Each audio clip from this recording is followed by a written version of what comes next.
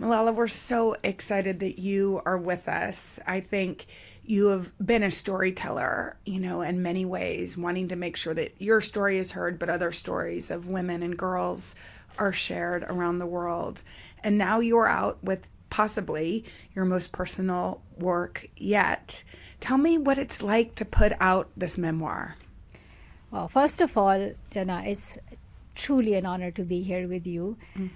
I feel like I had been waiting to tell my story in my own voice for a while. I was only 15 years old when I wrote my last book.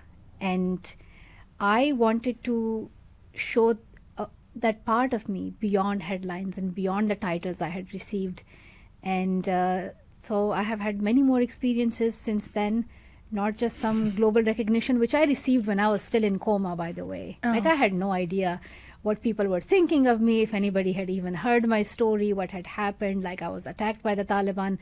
But since then, I have been growing as a girl, as a young woman. Yes. I wanted to navigate my way in college, make friends, find love, be loved, and love myself.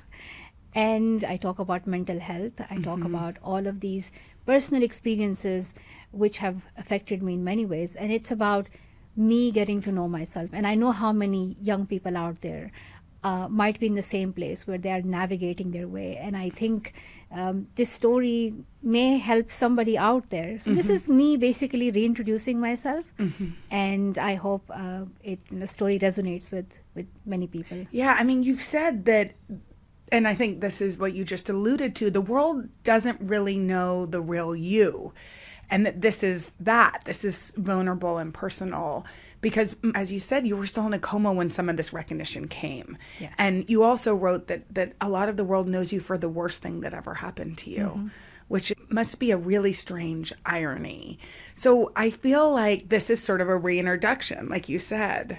Tell about what it was like to write this, because there must have been parts of yourself that you were like, okay, am I going to put this out there? The writing process was definitely therapeutic. I was hesitant initially to open my journals and talk to my friends about some of the experiences. And I also at times felt that maybe it was not significant enough. And why would anybody even care to read about, my essay crisis and me getting ghosted by my crush, or the mental health journey, how I started getting panic attacks and flashbacks of the attack many years later.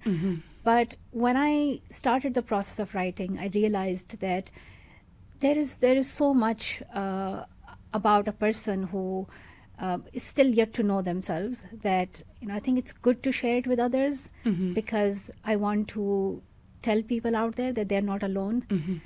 And for me, it was very tough because I thought that I should know the answers, because when you are called brave, courageous, a strong woman at a very young age, you're seen as a very serious person. I was like, maybe this is how I'm supposed to be. But with time, I realized that, no, that's not who I am. Yeah.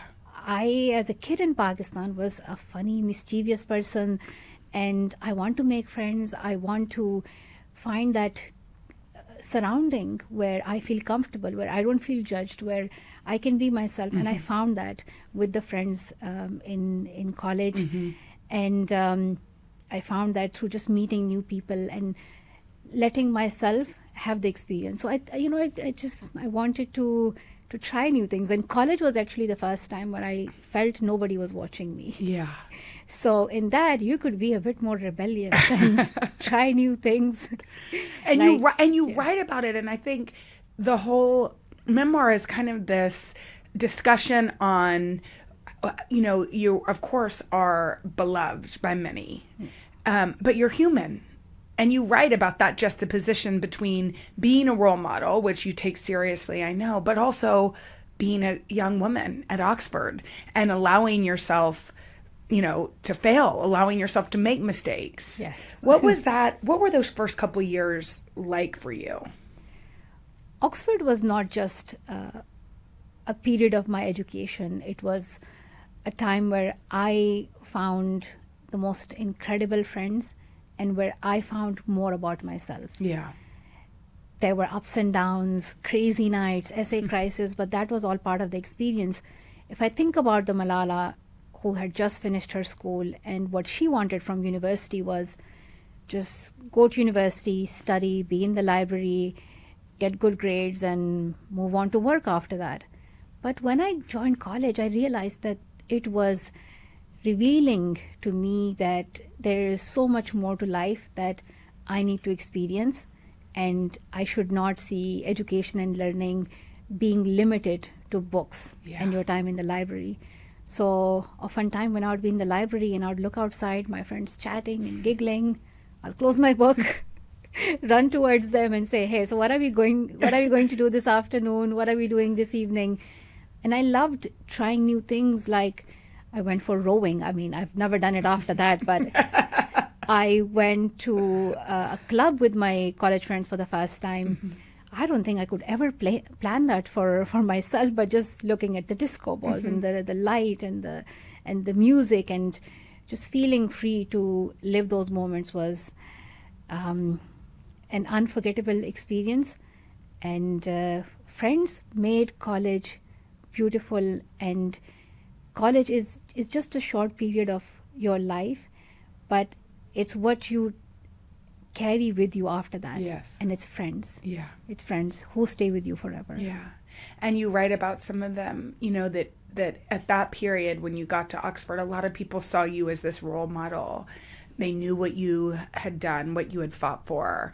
But some of them, you know, that didn't really know you, you know, they admired you from afar. And yet your friends saw the true Malala, you know, loved her, supported her, and that made all the difference for you. Yes, and when I was with my friends at college, I felt secure and safe. I felt like I could be myself. I did not feel like I had to have the correct answers and I had to know everything. In front of them, I could be silly, I could be funny, I could be confused, I could be struggling with my assignment and say, hey, can you tell me how we can answer this question? They were there for me. I saw the value of my friends when I started getting panic attacks and flashbacks of the attack that had happened at age 15. And these friends were there for me, and they made me feel like I was not alone. They were not asking me, like, you know, tell us everything, but they were making me feel like they were there if I needed them. And we would even have a sleepover, just to make me feel like I was not alone. And then one friend finally recommended me that I see a therapist. Yes. And that changed everything. And I, when I look back, I feel like, you know, I may not have been able to get out of some of the challenges I was facing without the support of those friends. Yeah. And that education, as you said, is more than just a lecture at school. It's also like having somebody that says to you, I can tell you're suffering with your mental health. Here's another option, like try therapy. Talk about, I mean, you were suffering, you write about this with PTSD and you up at late at night. Talk about when that came on and what sort of went through your mind, because it was years later, and often it happens that way, but it must have been a bit of a surprise. It was a complete surprise because the trauma started affecting me many, many years later. I was 15 when I took the bullet. I survived, I healed, I recovered. I thought, this is it. This is the end of my recovery. And I was so shocked when the first panic attack happened. That moment when I felt I was reliving the whole attack. I do not recall what happened. I was in an induced coma. But somehow during this panic attack, many years later in college, I thought like my body froze and I could not move. And I thought like the gunmen and all of those things were reappearing. And it's just that feeling that something that had happened so long ago is right in front of your eyes as if it's happening right now. And that's the most frightening part of it. And I realized that I could not magically make it disappear. The recovery is not the same where you take some tablets or get some injections. It takes time. You need to process it. So initially my friends were helping me, and I immediately did not think about therapy, by the way. Yeah. It was not on my mind. I thought, you know, therapists, they would never understand what I'm going through. I just was so reluctant. And then when my friend finally told me that, hey, by the way, you should see a therapist, and all of us, like a lot of us are seeing therapists, that gave me a sense of relief that, okay, maybe it's worth trying. So in my first session, I was telling everything to the therapist, and I was hoping she would like prescribe some medication and we'll get it fixed. But I realized it's a process. It takes time. Mm-hmm. And how did therapy change your life? Therapy is now a part of my life. Mm-hmm. In college time, I really needed it because I could not have made it through my final year if I had not received therapy. The therapist was this incredible person who made me feel like it was okay. She made me understand how something that had happened so long ago could affect me many years later, because our body, our mind are in different states, in different stages of life. And she reminded me that what you could tolerate maybe when you were 15 is not the same as what you can tolerate now. It changes. You have a lot more pressure now. You have to manage your academic life. You have to think about, your love life. You have to think about what to do after when you graduate. There's just so much to think about. And, some of these experiences, like, of course, it can like mentally change you as a person. So it's not about making them disappear, but it's accepting them, embracing them, and navigating through them. And that changed my perspective, because I was really hoping that it would somehow vanish, and it doesn't. It is a part of you, but you just try to make it smaller and smaller and smaller, so it doesn't affect you. It doesn't affect you mentally. It doesn't affect your work or you as a person. But it's still there as a part of you now. You use the word pressure, and I really loved the parts of the book where you wrote about kind of wanting to be, kind of a normal college kid. Yes. But also feeling the responsibility of the fact that so many people looked up to you. Yes. And you write something like, just because people look up to me doesn't mean I'm perfect. How have you kind of come, and I think probably in college that was more pronounced than it is now. The older you get, the less probably that juxtaposition feels strange. But how did it feel in that time? There was a lot of pressure in college. I thought maybe I was the imposter, somehow like I was, it was like a betrayal not to focus on my studies. It's not that I was completely ignoring my studies, but I realized that I'm in college not just for my academic performance. I'm actually here for my growth. Yes. And that means emotional growth. That means learning more about others and learning more about myself. And when I leave this college, I want to feel like I'm a different person than the person who entered. And this happened exactly. I'm like, wow, I am a different Malala, and I'm so happy with this Malala. With all the ups and downs, I'm so proud of her because she has grown as a person emotionally. So I think the college experience is different for everybody. And I would never change the way I had experienced my own college life. You also write about meeting your husband. Yes. It's a very funny, tender story. Talk about when you first met him.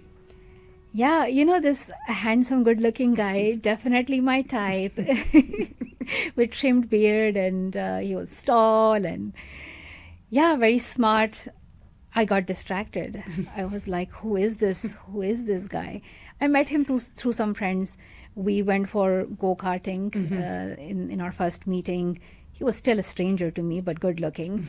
And I sort of like bumped against the wall. To me, it was like a whole dramatic scene that, in go-karting, I had a major accident. And he was just treating me completely normal. He said, things happen. Like, this is just like a minor bump. It's okay. You are fine. And I was like, oh, why is he not understanding? I'm going through so much right now. Then we met a few times after that. And, the most unique thing about meeting Asar was that he was not treating me as this person he had heard about somewhere, or the person he read about on like Wikipedia. He was treating me for who I was and who I was becoming. Yeah.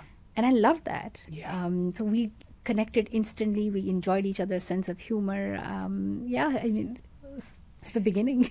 It was the beginning. And I know you needed to figure out sort of your stance on marriage, because at that point you didn't really believe in the institution necessarily. You weren't there looking for a husband. And so how did you reckon those two things? I had no idea that I would suddenly be exploring and learning about marriage and even considering it. It was a dilemma that I was facing, because on the one hand, I loved Asar. And once you fall in love with a person, you just do not even understand what's happening to you emotionally. Mm-hmm. You want to be with that person. But at the same time, I understood that in our culture, marriage is a ceremony you have to follow religiously, culturally as well. And then I was getting all of these thoughts about what marriage was like to me when I was growing up as a kid, and how I saw so many girls lose their future because of forced marriages. It is a reality out there. Like, it's not one or two cases. Like tens of millions of girls are married when they're still children, or they're married forcefully. And I saw my own friends from my own school married off, and they had kids when they themselves were still children. Personally, I never thought that this would be like something I would be coming across so early. So I was like, wow, like let me open all the human rights books and let me look at the history of marriage. And I was reading, bell hooks and the Right to Sex book and Chimamanda and like all of these incredible people out there to figure out. I mean, I love that. You basically did like a book club for yourself. Yes. With different ideas on marriage and love and feminism. Yes. So that you could figure out what it meant just for you, right? Yes. I wanted to find all these ways to figure out if marriage was the right decision for me or not. And it's, like now I'm married. Life is as normal as it was before. Better, I'm with the right person. But when I look back, I do not regret it for a second that I took my time to think about marriage. Because, of course, I consider myself to be in a very privileged place. But this is a reality that women and girls face, where they have to think about what they lose when they get married, how many compromises they have to make, and how their whole life will change completely. And oftentimes it goes in the wrong direction. So I think it's a reality we have to acknowledge, and I wanted to share that. But I found the right person who respects me, loves me, is my friend, and I hope that it still makes us question what marriage should be like, and how this partnership between two partners should be like. So I think it should still be an open conversation. You have written before a lot about your dad, who has always really been right, sort of hand in hand with you, fighting for your education. He believed in education, and you all have started the Malala Fund together. But I didn't know as much about your mom until I read this book, and you dedicate this to her, part of it to her. Yeah. What was it like kind of exploring that relationship? Because it's a little more complicated, but there's love there. Yes. I'll be honest, I shared my dad's story because I thought it was a cool story, that he was an exceptional dad, a feminist dad in a conservative, patriarchal society who did not clip the wings of his daughter. So my previous book was so much about my dad. But as I got older and I became a young woman, I realized that there was not much I could relate to from my father's story. That's when I looked at my mom. And I asked myself, what was it like for this young woman when she decided to get married? What has life been like for her when she started a new journey, and when she started having kids? Or what were her dreams when she was young? Like, did she ever think like me, to, I don't know, change the world or become a doctor, engineer? And this was the first time when I started asking these questions from my mom, because I was thinking about marriage, should I get married or not? And I was like, okay, my mom is probably the best person who I can ask. And it was fascinating because my mom strongly believed that every woman should get married, and this is such a beautiful tradition. But I also wanted to know what did she want for herself, like remove marriage and all of that. And she would describe a scene that she always wished to be in the city eating kebab and be with the right person who was just, more supportive. And she did see that dream come true. My dad is a very supportive husband. But I realized that she had never even dreamed for herself. Yeah. And I, just finally started connecting with my mom in ways that I could not. And, still, like, my mom has very strong views and she tells me off. And she's an amazing person, but she's a very strong woman, And did you see yourself in her? Did you see some of the strength that you have or that you've needed to have when you've learned a little bit more about her? You ask these questions that some of us are scared to ask, you know? I think my mom is stronger than me. She is braver. I cannot imagine getting married off, not knowing the family, moving to a different place, a different city, and restarting a new life. So the women before us who made their way when there were less rights for women are truly strong and resilient, and they have helped us as well. But I think it's more about the conversations that we are having now that are important. So like, I try to tell my mom why I think differently about marriage now, why I'm questioning it, and she has her own views about it as well.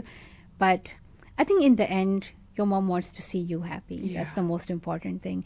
And I also realized that for her, like the environment where she grew up, she had these experiences where she thought marriage was maybe a protection for women. Right. It was a safety. It was like, if you get a good husband and you can start a new life, that's the best thing that can happen to you. But for me, I was like, wait, what was that even a thing? Because for us, we're like, oh, women are now able to get their education and have a career. And now we think the other way around. If I get married, do I lose more than I get? Yeah. Or is it more of a compromise for me? So it's just fascinating how these conversations change over time. And maybe she didn't see other options, right? 100%. There wasn't something else that she could even dream about. No. She thought she could have a slightly better life if she married the right person. You write about when you graduated from Oxford, that there was this sense of freedom, that of course these men had tried to take that from you, had tried to take your education and your life. And then here you were graduating from Oxford University. And I think you wrote, I want to get the exact thing, but something to the extent of you finally felt like you had won. Yes. Talk about that moment in your life. Yes, so when I graduated and I received my grades, and I had passed with a 2-1 with a good grade, so I did not do too bad. In that moment, when I realized that I had completed my education and I was living the dream I had when I was a kid, I thought it was a personal victory against the Taliban, the extremists, the gunmen who tried to deny all girls the right to education and who tried to stop me from learning. So I felt like I had won. You write a lot about books, which I happen to love. That before you had got into Oxford, you'd read not many, Yes. You'd had a handful of books. That must have been, and I know a lot of people listening can maybe relate to this, leaving high school, going to college, or leaving, whatever, your schooling, and becoming, like, there's culture shock, but there's also the shock of knowledge, like, am I prepared for this? Yes. One, what was it like to be around books at any turn? Wow. So I had never seen this many books anywhere before. Oxford has so many libraries in every college, and the college I went to was the first women's college. So there's a whole story how women were not allowed in other colleges to access the library. So this college started collecting books separately for women, which was just, 100 years ago. So not that long ago. Right. And it was, a blessing for me to have access to so many books, because I remembered the time when we were in Pakistan and access to books was very limited, and there wasn't even a culture of reading novels or books outside your school syllabus. So I had read just, a few books, and only the books that people had gifted to me. But when I was brought to the UK for my treatment and I was in the hospital in Birmingham, somebody gifted me The Wizard of Oz. So that was like one of the first books I read. And it was, I could somehow connect with the story because I felt like I had also been taken out of my own world from Pakistan and now put in a completely new, different place where I had to navigate my way in the UK. So somehow like these stories stay with you forever. And I really enjoy reading now. I'm exploring different genres. I'm trying to enjoy, like I love biographies. So, Educated. Educated is so good. I love that book. And Trevor Noah's Born a Crime is one of like my favorite books. And that really inspired me in my own memoir as well. And yeah, I'm now exploring more like the fantasy kind of books as well. Somebody recommended me, Asar's niece actually gifted me this book, Akatar. Oh, yes. A Court of Thorns and Roses. Yes, I'm friends with that author. She would be thrilled. No. Did you like it? Did you like living in that world? This is my first romanticy, yes, basically. Yes. Are you into romantasy? I had no idea, but I think I am. I know. I have to say, when I read romantasy for the first time, I too was a little shocked, but I was into it. Yeah, I was like, why can't I stop reading? Just like close the book, But I could not. I just kept on reading it. It is just an amazing story. I like being in a different world where we use our imagination, and I just love when they, the characters are like women, and it's helping us think differently than what we are seeing here. And yeah, I just loved it. I love the romance part. I have a book for you. I'm going to give you a book before you go. I'm like looking around hoping somebody will grab it for me. But I have a book that comes out in October around when your book comes out. Okay. But has that kind of feminist angle, but is dystomance. So dystopian romance. I hope you like it. Nice. Thinking back to being that little girl that had to fight for books, and knowing that there are still many, many millions of girls who aren't getting the education that now you can read for fun. Yes. What goes through your mind? I know that it probably makes your work feel even more important. This is the mission that I have dedicated my whole life to, that we live in a world where every girl can have access to education, she can choose her own future, and she does not need to have a perfect life. She does not need to have figured it all out, but we want to give her all that we can through education, that she can make choices for herself. And I've been very honest in my book about how I still did not have answers to many things, but education was that hope for me. And it's okay, not to know, to make mistakes. That's all a part of us. So my dream is that we see a world in our lifetime where every girl can be in school. Do you still have hope for that? It's very difficult to stay hopeful because we are seeing how women's rights are taken back. If we look at what's happening in Afghanistan right now, where the Taliban have banned girls' education, it is quite difficult. And the Taliban took over 4 years ago. I was still in the hospital recovering from the one bullet that I had taken in. And it was one of my last surgeries of my facial symmetry. But in that moment, I just could not imagine how many bullets the people of Afghanistan, the women of Afghanistan have taken. And they have a dark future ahead of them. But we are engaging in the different campaigns that are happening to build a global momentum. I went to South Africa and spoke there at the Nelson Mandela lecture, We are working together with South African activists and Afghan activists, and they are calling what's happening in Afghanistan a gender apartheid, that women are systematically erased from public life, where it's a crime for women to dare to learn or work or go outside their house or play sports.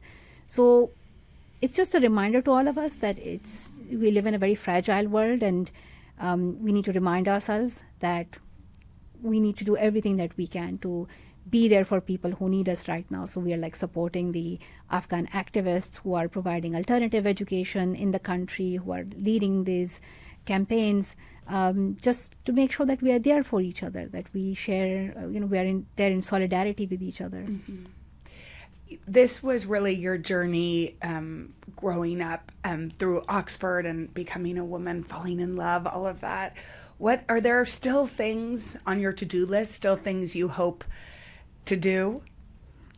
Many things, yes. I think now that I live with Asar, my husband, he is a more adventurous person.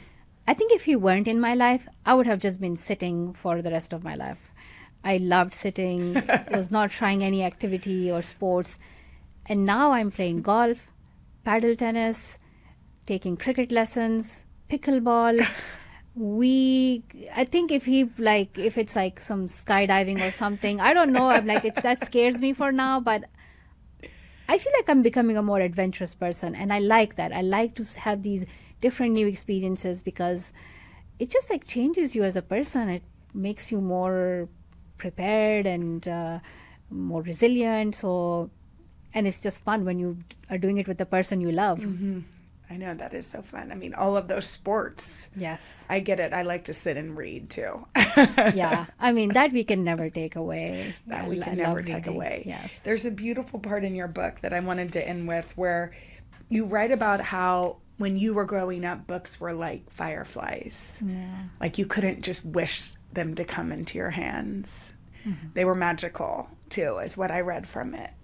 Now that you have access to learning, to books, to these friendships, and learning, as you said, more about yourself, not just what we learn through courses.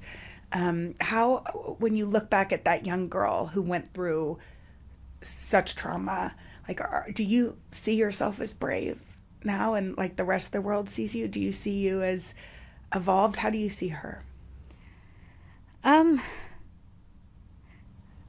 She was a brave girl, but I want her to know that it's okay not to be brave all the time. I want her to know that it's okay if you don't have all the answers, if there are moments when you need to cry, when you need to talk to a friend, when you don't have any clue what needs to happen. That is all okay. That is still a part of you, and you getting out of that, you finding your way through that, is still bravery. So this is what I hope for her. She had big dreams. She loved reading. She wants to see kids have the right to learn and read. She saw, books being burnt in her time, but now if she can read books, she has completed her education. She's very happy. I don't know why I'm talking about myself in third person now. But I like it because I asked you that way, because you see her as the young girl, and now here you are. But what I like about when we talk about she, is that yes, that is her in the past. I am now the young woman, and somehow it's scary to know that you cannot relate to the old person anymore, but at the same time it's quite uplifting to know that you have become a new, better version of yourself. Yeah.